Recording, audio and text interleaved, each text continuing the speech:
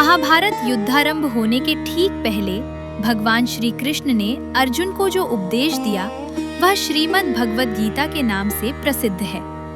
यह महाभारत के भीष्म पर्व का अंग है। गीता में 18 अध्याय और 700 श्लोक हैं। गीता की गणना प्रस्थान त्रय में की जाती है, जिसमें उपनिषद और ब्रह्म सूत्र भी सम्मिलित है। अतएव भारतीय परंपरा के अनुसार गीता का स्थान वही है जो उपनिषद और धर्म सूत्रों का है। उपनिषदों को गौ, गाय और गीता को उसका दुग्ध कहा गया है। इसका तात्पर्य यह है कि उपनिषदों की जो अध्यात्म विद्या थी उसको गीता सर्वांश में स्वीकार करती है। उपनिषदों की अनेक विद्याएं गीता में हैं, जैसे संसार के स्वरूप के संबंध में अश्वतथ विद्या, अनादि अजन्मा ब्रह्म के विषय में अव्यय पुरुष विद्या, परा प्रकृति या जीव के विषय में अक्षर पुरुष विद्या और अपरा प्रकृति या भौतिक जगत के विषय में क्षर पुरुष विद्या। इस प्रकार वेदों के ब्रह्मवाद और उपनिषदों के अध्यात्म, इन दोनों की विशिष्ट सामग्री गीता में सन्निविष्ट है। उसे ही पुष्पिका के शब्दों में ब्रह्म विद्या कहा गया है।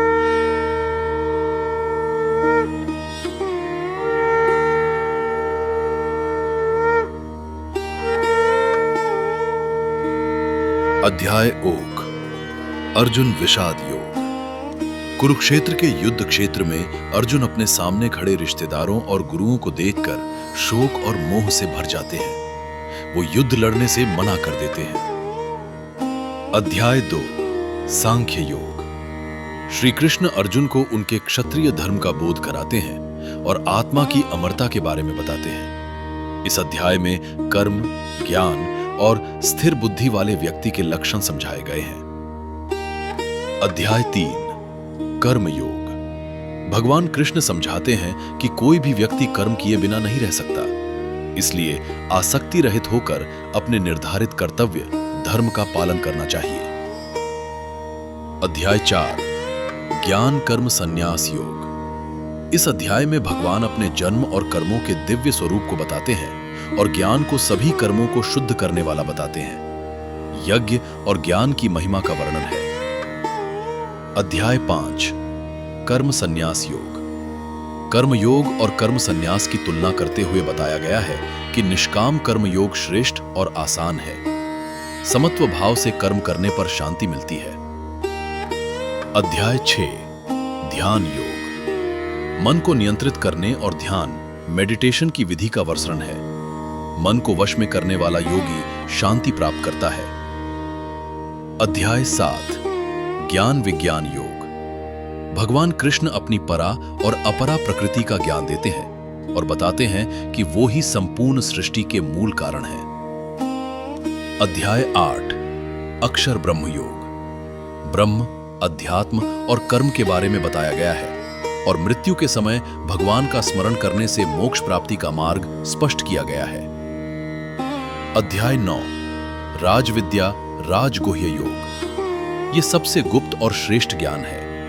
भगवान बताते हैं कि वो किस प्रकार संपूर्ण जगत में व्याप्त हैं, फिर भी अलग रहते हैं। अध्याय 10, विभूति विस्तार योग। अर्जुन भगवान के ऐश्वर्य और विभूतियों, महिमाओं को जानने की इच्छा प्रकट करते हैं। कृष्ण अपनी मुख्य विभूतियों का वर्णन करते हैं जिनसे उनकी दिव्यता प्रकट होती है। दाय अध्याय 11, विश्वरूप दर्शन योग। अर्जुन के अनुरोध पर भगवान कृष्ण उन्हें अपना दिव्य विश्वरूप दिखाते हैं। ये रूप अत्यंत विराट और अद्भुत है, जिसे देखकर अर्जुन भयभीत हो जाते हैं। अध्याय 12, भक्ति योग। सगुण और निर्गुण भक्ति की चर्चा है। भगवान को समर्पित भक्तों के लक्षणों और भक्ति के महत्व को बताया गया है। अध्याय 13, क्षेत्र क्षेत्रज्ञ विभाग योग। शरीर, क्षेत्र, आत्मा, क्षेत्रज्ञ, ज्ञान और ज्ञेय के अंतर को स्पष्ट किया गया है। प्रकृति और पुरुष के विवेक का महत्व बताया गया है। अध्याय 14, गुणत्रय विभाग योग। सतोगुण, रजोगुण और तमोगुण, इन 3 गुणों का विस्तृत वर्णन है। बताया गया है कि किस प्रकार ये गुण जीव को बांधते हैं और इनसे ऊपर उठने का उपाय क्या है। अध्याय 15 पुरुषोत्तम योग। इस अध्याय में संसार को एक उल्टे पीपल के वृक्ष के रूप में वर्णित किया गया है और पुरुषोत्तम परम पुरुष के वास्तविक स्वरूप को समझाया गया है। अध्याय 16 दैवासुर संपद विभाग योग। दैवी और आसुरी स्वभाव वाले व्यक्तियों के लक्षणों और उनके परिणामों का वर्णन है। अध्याय 17 श्रद्धात्रय विभाग योग। 3 प्रकार की श्रद्धा, सात्विक, राजसिक, तामसिक, आहार, यज्ञ, तप और दान के भेदों को समझाया गया है। अध्याय 18 मोक्ष संन्यास योग। यह अंतिम अध्याय है जिसमें संपूर्ण गीता के उपदेशों का सार है। इसमें त्याग और संन्यास के अर्थ को स्पष्ट किया गया है और भगवान के प्रति पूर्ण समर्पण, शरणगति के माध्यम से मोक्ष प्राप्त करने का अंतिम निर्देश दिया गया है।